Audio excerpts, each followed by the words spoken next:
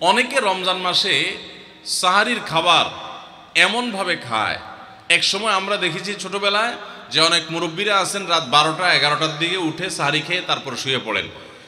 এটা যেমন একটা ভুল ছিল, সাহারি হলো শেষের দিকে খাওয়া উত্তম, ওনারা খাইতেন আগে। অতিরিক্ত সতর্ক যেটাকে বলে, এত আগে কেন খায়? যে শেষের দিকে খাইলে রোজা হয় না, না হয়, জন্য 12টার সময় 4-5 ঘন্টা আগে খেয়ে ধুয়ে দিলাম।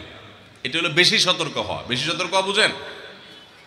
এক লোক দোতলা শুয়ে আছে ফ্লোরে, তো একটু পর পর মাথা উপরের দিকে উঠে ফেলতেছে।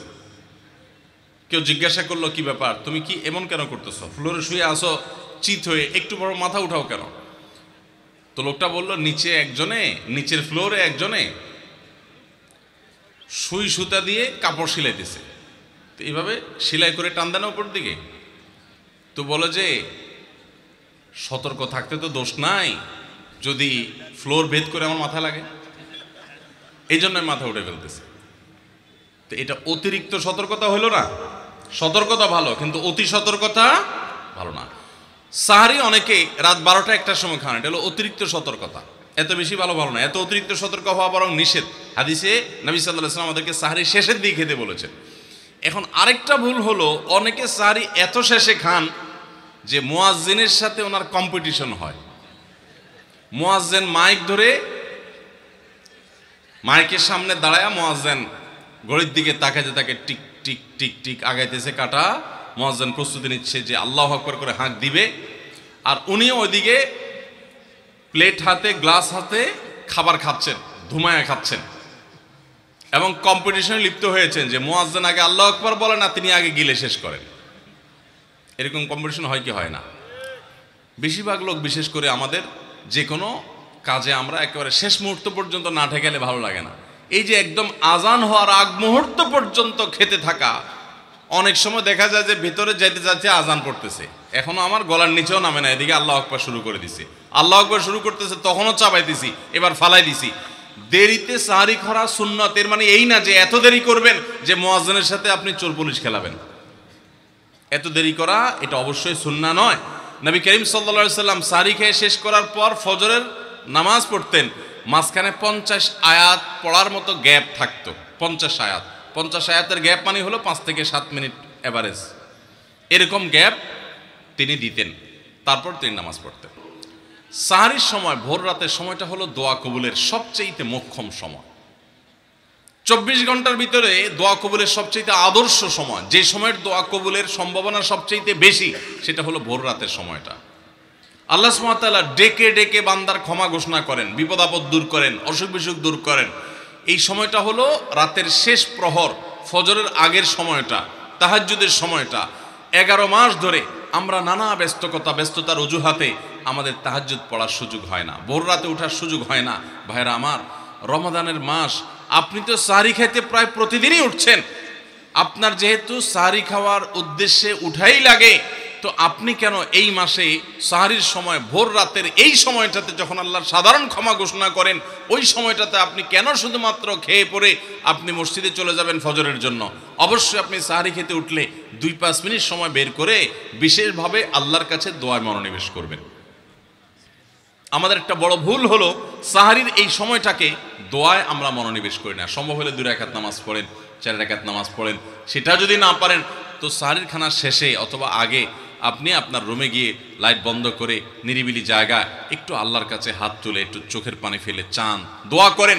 দোয়ার এই সুযোগটা 11 মাস আপনি পান না, রমজান মাসে সাহারির উসিলায় পেয়েছেন, তো আপনি সেই সুযোগটা কেন হাতছাড়া করবেন? আমি বিনয়ের সাথে বলতে চাই, একজন মানুষের যেন আমরা এই সুযোগটা হাতছাড়া না করি। আমি পারতপক্ষে কোনোদিন এই সুযোগটা হাতছাড়া করি না ভাইরা। যেদিন কিছুই করতে পারি না, ওইরকম দোয়া করার সময় হয়তো নাই, কোনো কারণে দেরি হয়ে গেছে উঠতে উঠতে, ওই দিন খাইতে খাইতে মনে মনে দোয়া করার চেষ্টা করি, প্লেটটা ধুইতে ধুইতে দোয়া করার চেষ্টা করি। কারণ মুয়াজ্জিন ফজরের আজান যখন দেন, ওয়াক্ত যখন হয়, তার আগ মুহূর্ত পর্যন্ত আল্লাহ তাআলা দুনিয়ার আসমানে এসে তারপরে বান্দাকে ডেকে ডেকে বলেন, আলা মিন মুবতালান, তোমাদের মধ্যে কেউ কি অসুস্থ আছো, ফাআফিয়াহু, আমি তাকে সুস্থতা দান করব। আল্লাহ মিন মুস্তাগফিরিন ফাগফির আলাহ, তোমাদের মধ্যে কেউ কি আছো ক্ষমা প্রার্থনাকারী, আমি তাকে ক্ষমা করে দিব। এভাবে ডেকে ডেকে আল্লাহ তাআলা দিতে থাকেন। টোটাল 24 ঘন্টার মধ্যে যেই সময়টার দোয়া ফেরত দেয়া হয় না, যেই সময়টার দোয়া মিস হওয়ার সম্ভাবনা খুবই কম, আপনার দোয়ার বেসিক শর্তগুলো ঠিক থাকলে এই দোয়া কবুল হওয়ার সম্ভাবনা জোরালো। সেই সময়টা হলো ভোর রাতের সময়টা। রমজান মাসে এই সময়টাতে দোয়ার যে সুযোগ তৈরি হয়, দোয়ার যে বিশাল সুযোগ আপনি পান, এই সুযোগটা হাতছাড়া করে আপনি শুধুমাত্র খেয়ে দিয়ে এই সময়টাকে পার করে দেন, এটা কখনো বুদ্ধিমানের কাজ হতে পারে না। এই জন্য রমজান মাসের ভুলগুলোর মধ্যে থেকে একটা হলো যে সাহরির সময়টাতে, ভোর রাতের সময়টাতে, দোয়া কবুলের গুরুত্বপূর্ণ সময়টাতে আমরা দোয়া তো করিই না। অনেকে ওই সময় আজকাল সাহরি পার্টি বের করেছেন, তামাশা বের করেছেন, অনেকে টেলিভিশনের প্রোগ্রাম দেখেন। কোন চ্যানেলে সাহরির সময়ের কোন প্রোগ্রাম আমরাও মাঝে মধ্যে এগুলো আগে রেকর্ড করা থাকে। সাহরির সময় আমরা টেলিভিশনে প্রোগ্রাম করতে যাই না, আগে রেকর্ড করা থাকে, সেগুলো চলে। এগুলো হলো তাদের জন্য যারা টেলিভিশনে হারাম জিনিস দেখবে, ওই টাইমটাতে সে যেন হারাম জিনিস না দেখে ভালো কিছু দেখে। আপনাদেরকে আমরা বলবো কখনো ওই ভোর রাতের ওই সময় ইসলামিক প্রোগ্রামও দেখতে যাবেন না। আপনি ওই সময়টাতে আল্লাহর সাথে কথা বলবেন। ওই টাইমটা ইবাদতের সময়, ওই টাইমটা দোয়া এবং রোনাজারির সময়। আমরা বেশিরভাগ মানুষ এই ভুলটা করি যে রমজানে আল্লাহর কাছে পাওয়ার এই বিশাল সুযোগ আমরা হাতছাড়া করে ফেলি। আমরা এখন থেকে সাহরিতে উঠলে দোয়া করবো তো ইনশাআল্লাহ। আল্লাহ আমাদের সবাইকে তৌফিক দান করুন। রমাদানের প্রস্তুতি অংশ হিসাবে আমরা বেশিরভাগ মানুষই ভুল প্রস্তুতি নেই। সেটি হলো প্রচুর পরিমাণে খাবার দাবার কেনাকাটা করে সেগুলো সংগ্রহ করে বাসা বাড়িতে খাবার দাবারের স্তূপ দিয়ে ফেলা। এটা হলো আমাদের বেশিরভাগ মানুষের রমজানের প্রস্তুতি। অন্য যে কোনো সময়ের চাইতে রমাদান মাসে অতিরিক্ত খাবার ইত্যাদি কেনাকাটা আমরা করি। এটা রমাদানের যথাযথ প্রস্তুতি না।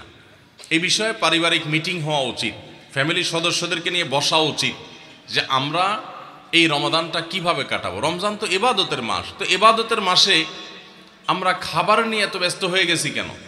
যে আমাদের ছোলা, চিনি, বেগুন, বেসন, আমাদের যত রকমের আপনার রমজান কেন্দ্রিক আইটেম আছে সেগুলো কিনে আমরা ভরায় ফেলতেছি বাসা।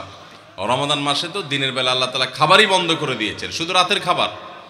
তাহলে যেখানে দিনের বেলা খাবারের অপশনই নাই সেখানে খাবার আমরা দ্বিগুণ ত্রিগুণ কিনছি কেন? এটা রমজানের যথাযথ প্রস্তুতি না। রমজানের যথাযথ প্রস্তুতির অংশ হিসেবে আমরা আগে থেকে বরং খাবার কিভাবে কন্ট্রোল করা যায়, কিভাবে কমানো যায়, কিভাবে স্বাস্থ্য ভালো থাকে, কিভাবে পেটে আপনার বুটপাট ফুটপাট এগুলো কমানো যায়, সেরকম খাবার খাওয়ার জন্য পরিকল্পনা করা দরকার। যে অতিরিক্ত ভাজা পোড়া খেয়ে আমরা অসুস্থ হব না, পারিবারিক সিদ্ধান্ত নেওয়া দরকার যে আমরা এগুলো কমিয়ে আনবো, তাহলে ইবাদত বেশি করতে পারবো, ভালো করে করতে পারবো, দোয়া বেশি করে করতে পারবো। রমাদানকে আমাদের সার্থক করতে হলে এই ভুলটা দূর করতে হবে, সংশোধন করতে হবে। সাহরিতে দোয়া থেকে বিরত থাকা, এই ভুল করা যাবে না। আল্লাহ সুবহানাহু ওয়া তাআলা সমস্ত ভুল, বিচ্যুতি, ত্রুটি এই সবগুলা থেকে বেঁচে থেকে একটা অর্থবহ সার্থক রমাদান কাটাবার তৌফিক আমাদেরকে দান করুন।